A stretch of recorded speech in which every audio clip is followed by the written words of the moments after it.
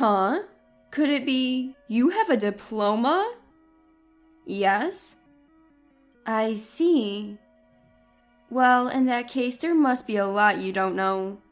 I thought everyone here at the company was a college graduate. Grover, who became my new boss, said this to me. From that day, he started to pile odd jobs on me. I'm Emery Leland, a 24-year-old employee. I graduated from high school and got a job at this company. In high school, I was quite a good student, so both my classmates and teachers assumed I would go to college. But when I was in my junior year of high school, Dad got sick and was hospitalized, leaving us with only Mom's part-time income. Instead of paying high tuition for college, I decided to get a job early and help my family, choosing employment over further education. Finding a job with just a diploma was tougher than I imagined. I attended numerous company interviews but couldn't secure a job offer, and my confidence dwindled. However, the president of my current company highly valued my responses during the interview and offered me a job. I was so happy that they valued me for who I am, not my education. My parents were also overjoyed when they heard I landed the job. 6 years since joining the company, I had become accustomed to the work and took pride in it. A certain man transferred to my workplace. This person was named Grover, and he was 50 years old. Before joining our company, it seemed he worked for an even larger corporation.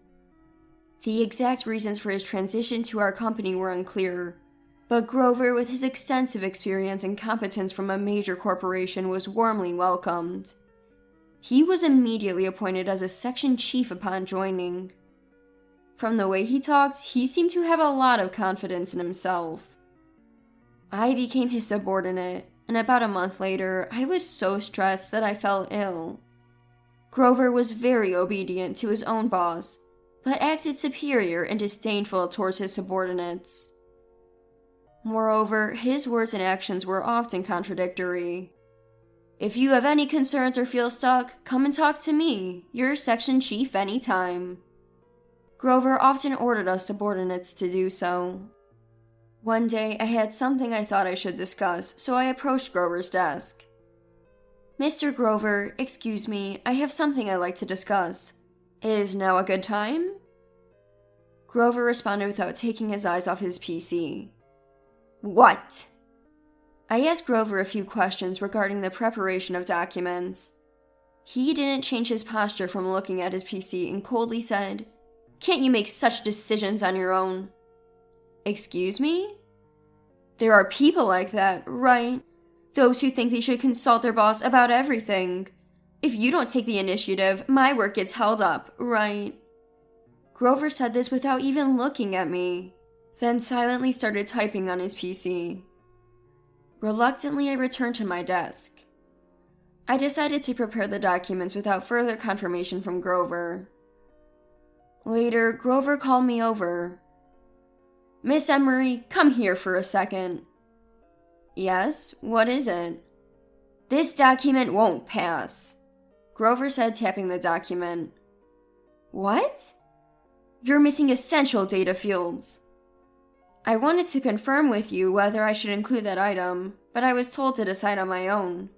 I was unsure, and without permission, I didn't know if it was okay to publish this data.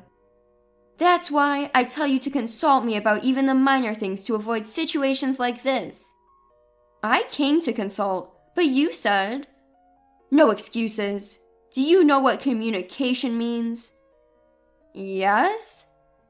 Communication is fundamental in work. Don't do things on your own. How many years have you been working here?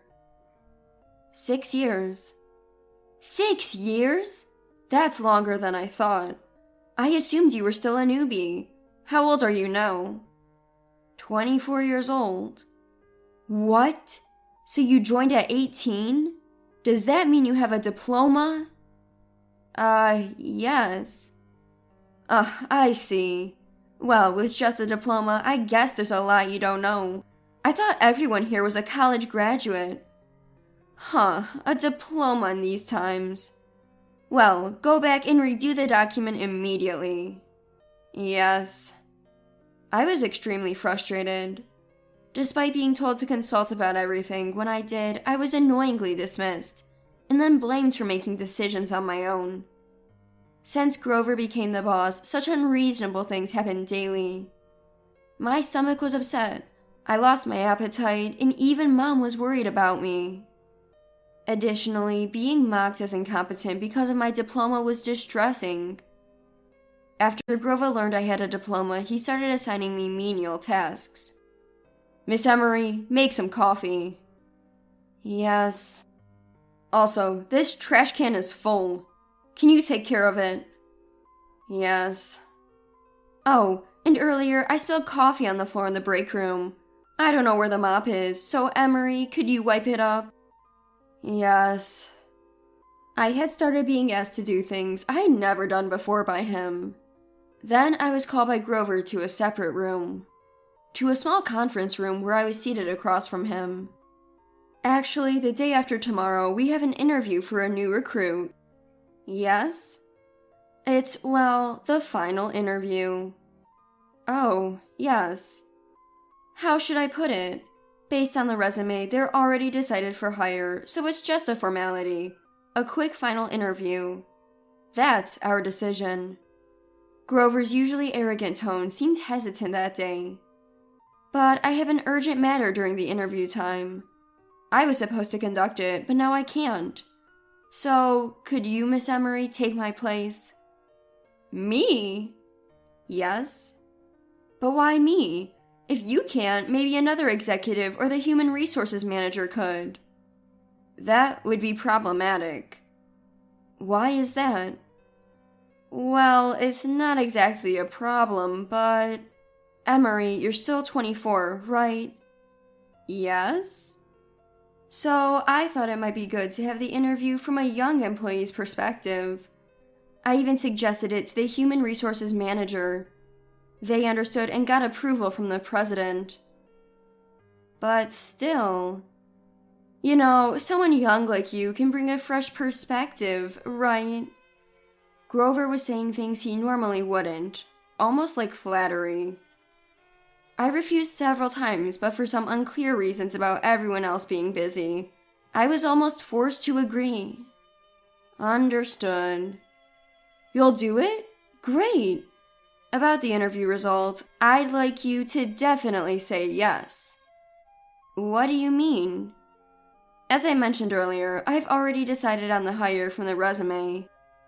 All that's needed is a yes from another employee, and that's why I chose you as the interviewer.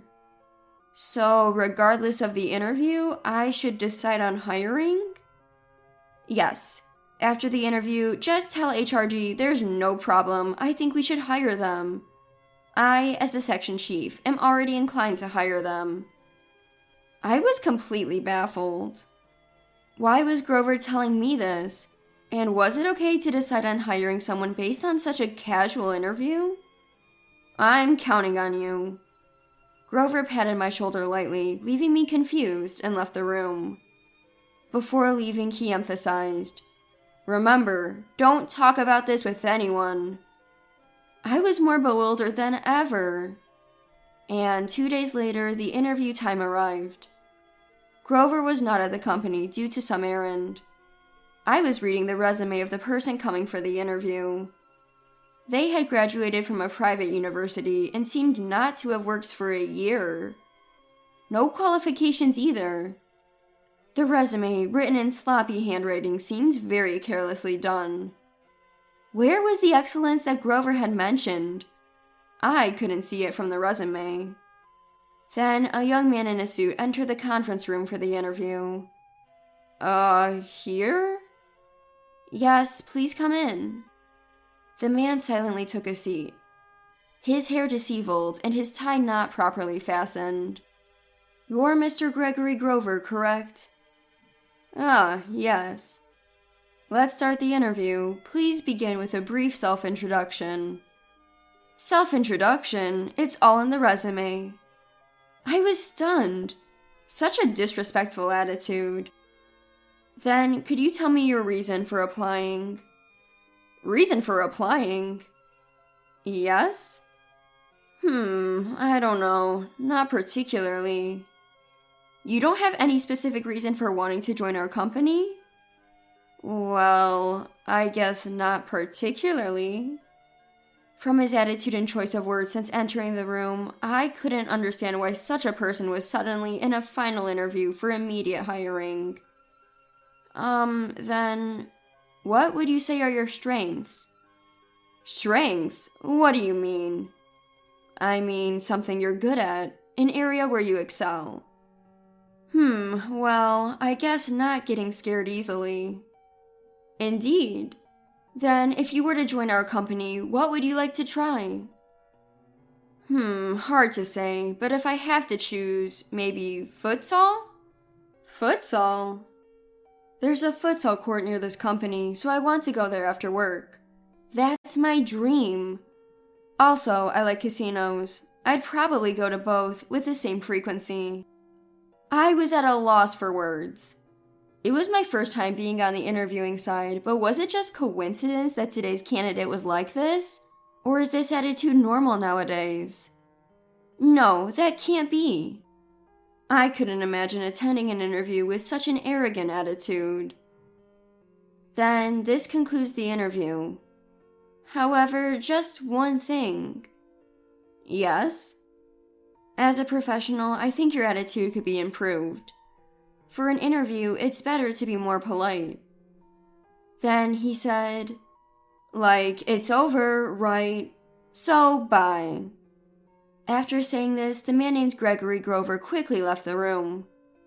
I was taken aback by his incredibly arrogant responses. Was it really okay to give an immediate job offer after such an interview? Could I really report to HRD that there were no issues and he should be hired, as instructed by Grover? If I let someone with such problematic behavior join the company, wouldn't it be my responsibility too? Moreover, the person interviewed, Gregory Grover, was requested by Grover. Was their shared last name just a coincidence, or were they related? They both did seem to have a similar arrogant demeanor. Pondering these thoughts, I went home from the office that day. That night, I received a WhatsApp message from my high school friend Celia. Celia has a college-age sister who happened to find a post on social media and told Celia about it.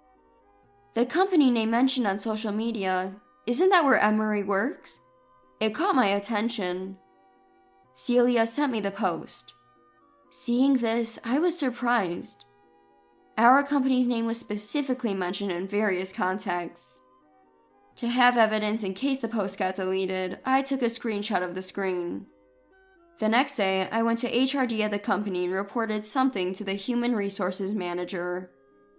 They hurriedly took me to a separate room. There, I explained the situation in detail. Afterward, I went with the human resources manager to the president's office. I had never been in the president's office since I joined the company, so I was very nervous. The president who had interviewed me when I was still a high school student and later hired me remembered me well. I talked with the human resources manager and the president for a while. Then, I left the president's office and headed towards Grover's desk. Mr. Grover? Grover responded indifferently without taking his eyes off his PC as usual. Do you have a moment? Can't you see I'm busy right now? Grover coldly replied without shifting his gaze from the PC. The president and human resources manager are asking for you. Please come to the president's office immediately. What? Grover looked at me startled and stood up noisily from his chair. Why? What? What's going on? I've been instructed to bring Mr. Grover immediately. Please come now. As I said this, Grover visibly panicked. He was always strong towards his subordinates, but weak in front of those higher in position. Grover, sweating at the temples and visibly tense, went to the president's office. I followed him. Excuse me, Grover here. Come in. Yes. Following Grover, I also entered the president's office. Grover, there's something I want you to see. As the president said this, the human resources manager operated a PC. Then, a social media screen was projected in the president's office, prominently displaying our company's name and a photo of the headquarters building. There was a series of postings. Visited this company for an interview today, but since my dad's the section chief here, it was a piece of cake. I'm a nepotism hire. The interview was just a formality, so I just responded carelessly. Grover stared at the posting, eyes wide, as if he'd forgotten to blink. As the human resources manager scrolled through the screen, more postings appeared. The one who interviewed me was a young female employee. According to Dad, she's an incompetent diploma holder, and she dared to lecture me on my attitude. What right does a diploma holder have to talk down to me, a college grad? Dad says once I'm employed, even if it's later discovered I'm the section chief's son, the company can't easily fire an employee.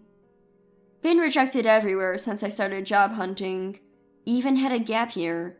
But thanks to parental nepotism, I'm guaranteed a job. Life's easy. This company hiring newbies like this? Too lenient. Is the president an idiot? Honestly, I hate joining a company that hires diploma holders. But I need to say I'm a regular employee or girls won't approach me at parties. So, I'll join for now. Grover stood speechless, utterly shocked. The president pointed to the photo on the SNS account and asked, "Who is this?" This is my son," Grover said in a strained voice. The person in the photo on the account was Gregory Grover, the same person I had interviewed recently. Despite his frivolous expression, it was definitely him. We had absolute trust in Grover due to his previous tenure at a larger company. So when he said he had found an excellent young candidate for us to hire, we believed him and gave our consent, with the president's approval as well. But we never expected it to be his own son. I'm sorry. And you instructed Miss Emery to report to HRG that any interviewee was suitable for hiring, regardless of the interview content, right? Grover, his face red, looked down. If you wanted to get your son into the company, why didn't you let him go through a regular interview process? My son has never passed even a part-time job interview. While his peers were getting job offers, he was the only one not getting hired. Despite graduating from university, he remained unemployed and just wandered aimlessly. So, as a parent, I desperately wanted to secure him a job. My wife also pressured me, saying it was embarrassing for our family and relatives that he wasn't working. So she urged me to use my position to get him a nepotism hire. I thought he would surely fail a regular interview here, so I did this. As a result, your son has made such posts, tarnishing our company's reputation. I am truly sorry. Moreover, your son looked down on Miss Emery, calling her a diploma in a derogatory manner. Grover glanced at me furtively. You know, my wife is also a diploma. She fell ill in high school, studied hard while hospitalized, but her prolonged illness meant she couldn't go to college. That doesn't make her incompetent. She's been a great support at home, and I owe my ability to be a president to her. The president shared this with us. I felt somewhat relieved that he was defending me. So, regarding your son's interview, the decision is obviously a rejection. Yes, I'm sorry. From now on, even if an employee personally recommends someone, our company will ensure fairness by deciding on hiring only after written tests and several interviews. Well, I doubt your son would have been hired even if he took our company's exams several times. After being addressed by the president, Grover hung his head. Sometime after this incident, the postings made by Gregory disappeared along with his account, possibly on Grover's instruction. Grover himself became cornered within the company. It turned out that before joining our company, Grover had been involved in harassing subordinates at the large corporation where he previously worked. There was a large business transaction between this large corporation and our company. And through it, an employee from the other company informed us about Grover's history after learning about his transfer to our company. It was revealed that Grover had mentally pressured his subordinates, leading to several employees to seek treatment in psychosomatic medicine, take leaves of absence, or even resign. Our company, unaware of these circumstances, had welcomed Grover, thinking it was a great catch to get someone from a major corporation. Grover lost trust within the company due to his attempt to secretly hire Gregory, and the revelation of his past harassment at his previous company. As a result, he ended up leaving our company, taking responsibility for these issues. It turns out that Celia's sister, my friend, was Gregory's junior in university, and she was able to provide some current insights into the Grover family. Grover seems unable to stand up to his wife and Gregory. He's strictly scolded by his wife, and Gregory shows no respect for his father, leading to a chaotic home life.